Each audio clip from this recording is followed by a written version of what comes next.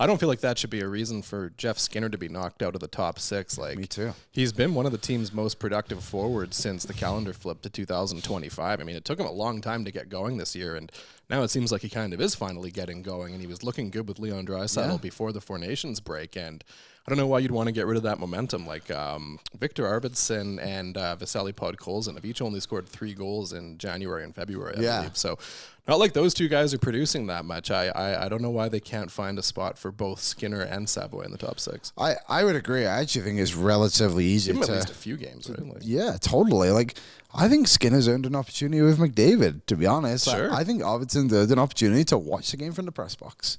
Yeah. And I honestly, like, even if you don't want to take Arvidsson out, Kasperi Kapanen was on the ice for 3 goals against Washington the other day. And granted, like, everyone played kind of poorly, but, like, for a guy that came into the lineup, you need more than that. So I just don't get it. And it seems like a lot of people in the chat are agreeing. It's a really baffling thing to see for Knoblauch Liam, again. you made a joke about this happening yesterday on the show, and we all laughed. And we laughed because it was true.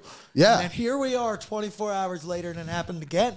The thing is that, like, before the break, dude, everything you wanted to see from Jeff Skinner, everything Nobby's been asking for, we were getting. It was back-checking. It was preventing goals against in front of his own net while still providing offense and doing all those things. I really thought out of this break we were going to get Jeff Skinner next to Leon Draisaitl. You drop in Matt Savoy, and now it just feels Jeff Skinner thrown by the wayside yet again by Coach Knoblauch. I'd much rather just see put Skinner on that top line with McDavid and Hyman, move Arvidsson down to the 3rd line, and then Janmark down to the 4th. You could even switch Brown and Perry as well, and do the Janmark Henrique Brown line from the playoffs, and have a line that could maybe score with Arvidsson, Nugent-Hopkins, and Corey Perry. Of all the combinations of players you could put together, this one seems weird. Yeah, I agree. So far this season, Arvidsson alongside McDavid and Hyman has played just over 30 minutes, which is about, they're saying it's 3 games played on natural stat trick. They've been outscored 4-1.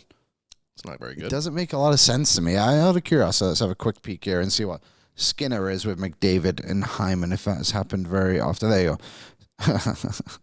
Skinner with McDavid and Hyman, 27 minutes, 10 seconds. They've also been outscored 4-1.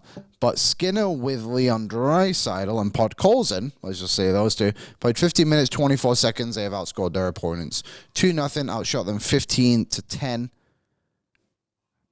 I don't know. Doesn't make a lot of sense to me. Seems what he's trying to go with here is the lineup that can stop the bleeding, just given how many goals they've allowed in their last handful of games. I mean, in Washington it was 7 goals, and then in Philadelphia it was 6. Colorado right before the break it was 5. So I think against Tampa you're looking at a team with a really, really good offense. You're hoping to keep that at 3 or lower, and it's been a while since the Oilers had a game against a good team where they only allowed, 1, 2, or 3 goals. It probably was either Minnesota, probably one of those Minnesota games, I would guess. Yeah, I'm looking through the last time they played like a serious contender playoff opponent and only allowed 3 goals was when they lost to the Capitals back at the start of that home stretch in January. They lost 3-2.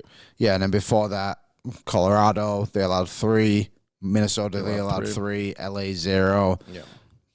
Like, you had a good game against Vegas not too long before that, I guess. Actually, maybe that's a bit further back than I'm recalling. But, yeah, now that you talk about, like, the defensive structure of it, that makes a bit more sense. I just think it's harsh on Skinner. And it's a conversation we've had so many times this season on, like, this guy, like, he's... What is he now? 31 years old. He's played 1,000 games in the NHL. Like, you can try and mold him as much as you want to, like, be something else. But, like, I think he's giving you the best he can give in moments and, like, these defensive moments. He's doing everything Nobby was asking of him. Yeah, and that's got to be, like, it's got to be good enough at one point, isn't it? And, like, you see Arvidsson against Philadelphia and, against Washington. And, again, we spoke about it on the show. And, like, I appreciate the physicality he was trying to bring of, like, when he took that penalty in it. But it resulted in Chychrun scoring and making it a 3-1 game going into the second period or the third period or whatever it was. Second period it was, wasn't it? And it's just like, that's not right. Like, that shouldn't happen. And if you're making that mistake, like we saw Janmark against Philly, like, he had a terrible turnover and he ended up in the press box.